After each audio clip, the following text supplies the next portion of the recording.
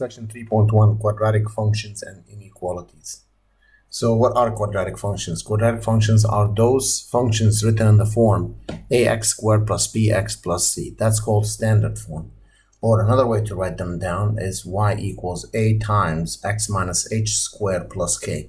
That's called the vertex form. Vertex form, where the vertex is h comma k. H comma k. So to start learning a little bit about quadratics and their forms, we need to know how to go from one form to another form. So from standard to vertex or vertex to standard. So this one here, it seems that a given x squared plus 8x is given in the form of a standard. We need to write it in the other form, in the vertex form. To do that, one thing you notice here, there's something square. So we need to rewrite as something square plus some other number. So that reminds us of something called completing the square. Completing the square. So how are we going to complete the square here? So I rewrote it, x squared plus 8x. Notice the number in the front of x squared is 1. So all I have to worry about is the 8 that I highlighted. That 8, what we do with it, we always divide it by 2, we get 4. And we square it, so 4 squared is 16. So then we add 16 and subtract 16. So we're going to add 16 here and subtract 16. Add and subtract. So then how do we get, when we complete the square, we need to get something square. So we look at the first three terms. The x squared goes as an x, the plus sign. What number you squared, you get 16 is 4, and then the minus 16. Now the 8 in the middle comes, if you multiply all of this out, you get 8x somewhere there. So that's now what I was able to do is to rewrite this in a vertex form. See that h here is -4, k is -16. So the vertex is -4, -16. Same, let's do same for this one. The difference between this one and the previous one is that there's a 2 in the front. So what we're going to do with this number first in the front, must factor this number out. So take the 2 out. And then what is left is x squared plus 4x inside the bracket, and the 9 went down here. Now we take the highlighted number 4, we divide it by 2, we get 2. Square it, you get 4. So that 4 we added and subtracted inside the bracket. Why do we do that? That would help us to complete the square on the underlined part. So that would be the x plus 2 square, and minus 4 comes down, plus 9. Then multiply the 2 in. 2 times the whole factor minus 2 times 4, 8 plus 9. So that gives us 2 times x plus 2 squared plus 1.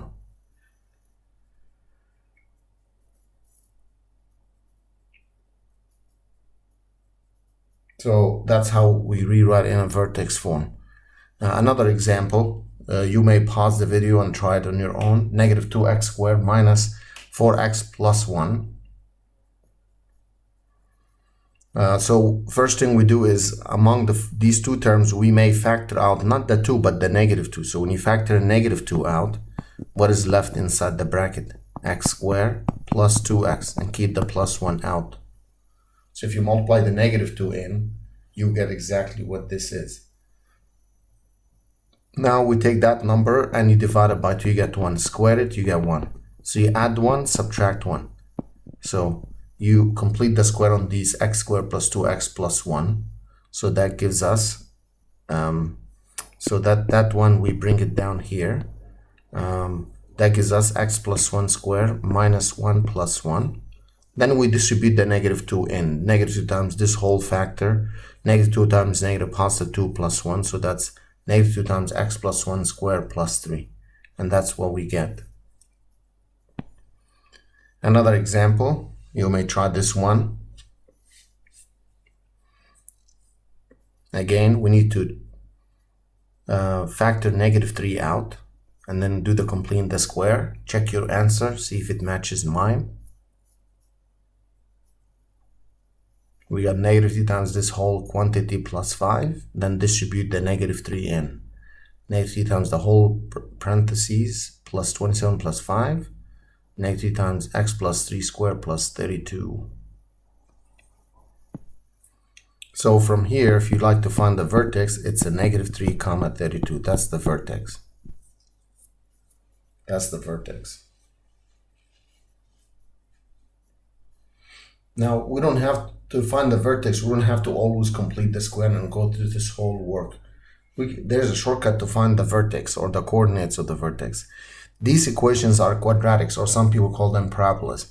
The parabolas, they go like a U shape, either open upward or downward, depending on the first number a in the front, if it's positive or negative. So ax squared plus bx plus c can open upward if a is positive or downward if a is negative. This lowest point the graph reaches in the first one is the vertex, or the highest point the graph reaches in the second one is the vertex. How do you find the coordinates of the vertex? We use the formula x equals negative b over 2a. So after you find x equals negative b over 2a, we substitute it back in to find its corresponding y value. So these lines in the middle that we got, those are called axes of symmetry. Axes of symmetry.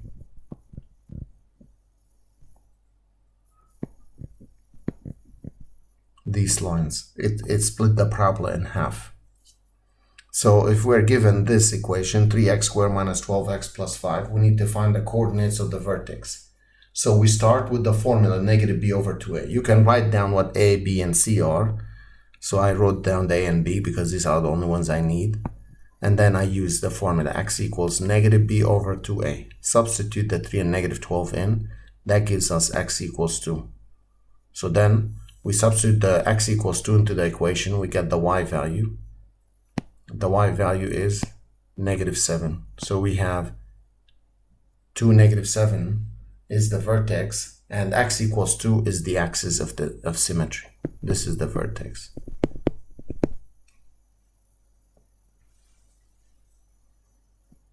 We can find vertex, axis symmetry. We're going to find more, the y and the x intercepts. How is the parabola opening upward or downward? And sketch the graph and then find the domain and range.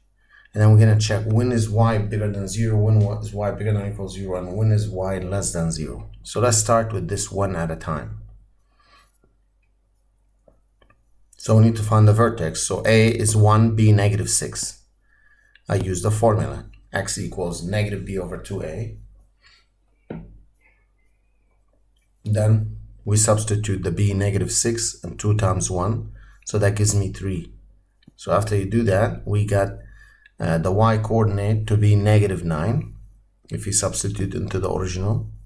So the vertex has coordinates 3, negative 9. 3, negative 9. So now we need to find part B. It says axis of symmetry. Axis of symmetry is always the x coordinate of the vertex, which is x equals 3. That's the axis of symmetry. Then they want us to find the y-intercept. To find the y-intercept, you always set x equals 0. Substitute back into the original equation, y equals x squared minus 6x. That gives me 0, 0 as the y-intercept. To find the x-intercept, we set y 0. So this means you set x squared minus 6x equals 0. Factor x out. So you get x equals 0 or x equals 6. So that gives us 2 points. 0, 0, 6, 0. With these three things, watch this one, the vertex, the x and the y intercepts. Those are enough to graph the parabola. Now remember a for this parabola is 1. It's bigger than 0, so it opens upward. Next part, they want us to graph it. So I plotted the points, the vertex, I plotted the 0, 0 and 6, 0, and then I connected them. And that gave me exactly what I need.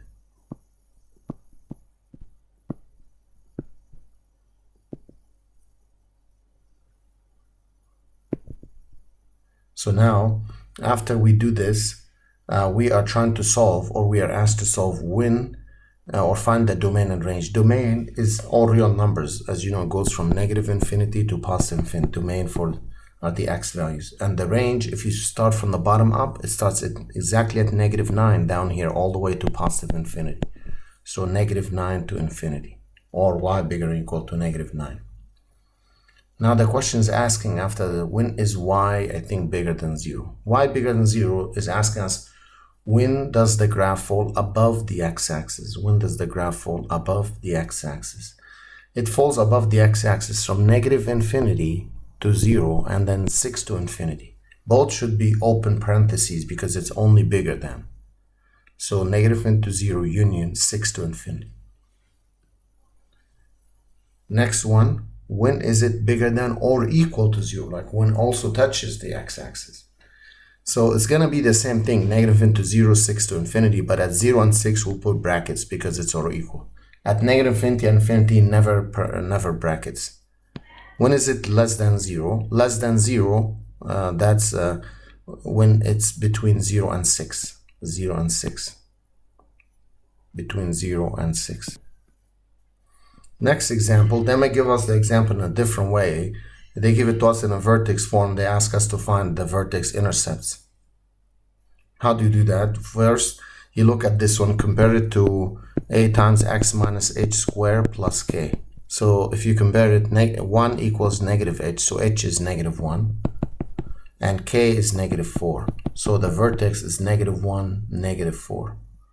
Okay, so negative 1, negative 4. Now, how do you find the x-intercept? You set the y0.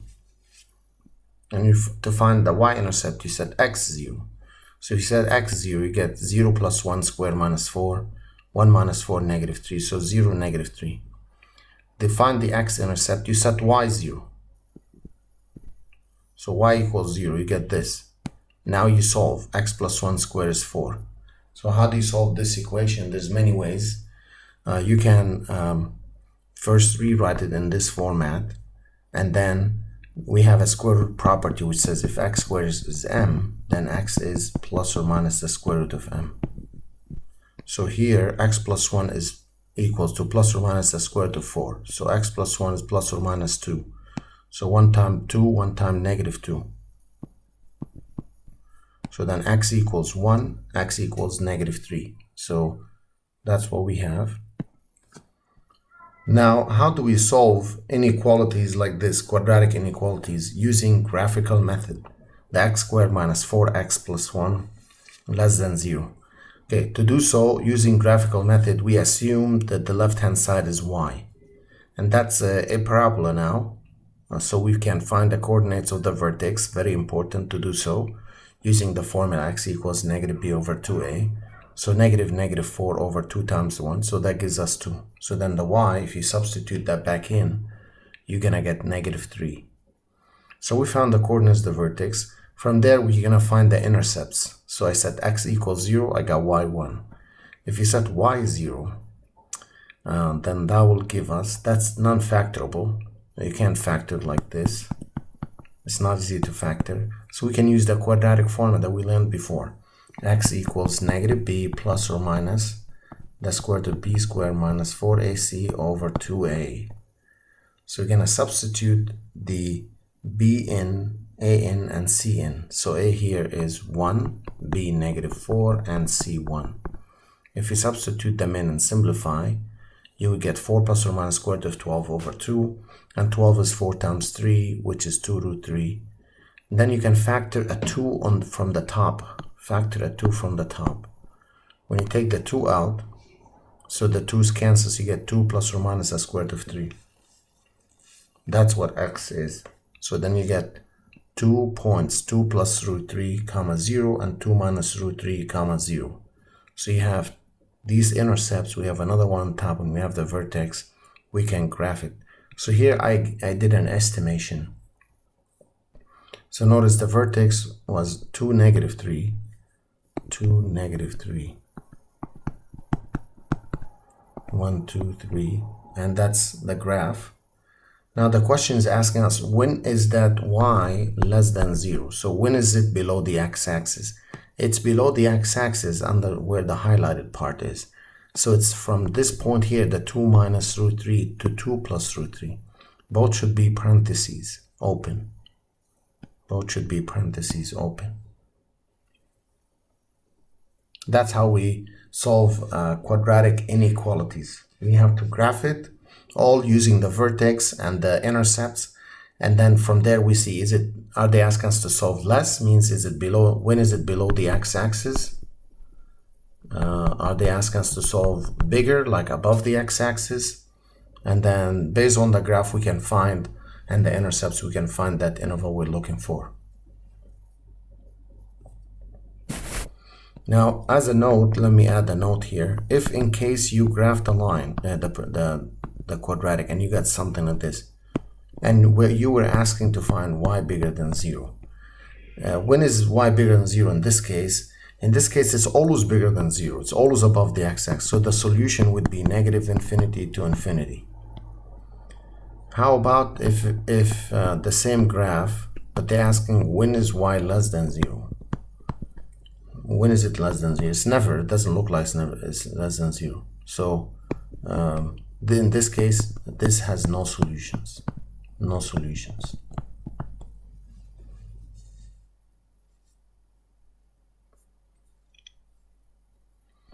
Another probably special case could be, let's say the parabola touches the x-axis at one point, say 2, x, 0, y. And they ask us to solve when is y bigger than or equal to 0. When is y bigger than or equal to 0? Again, this is all real numbers. But if they ask the same, when is y less than or equal to 0? It will never be less, but it's equal to 0. In this case, the solution is just at x equals 2. So we use it this way. That's the solution. X equals 2.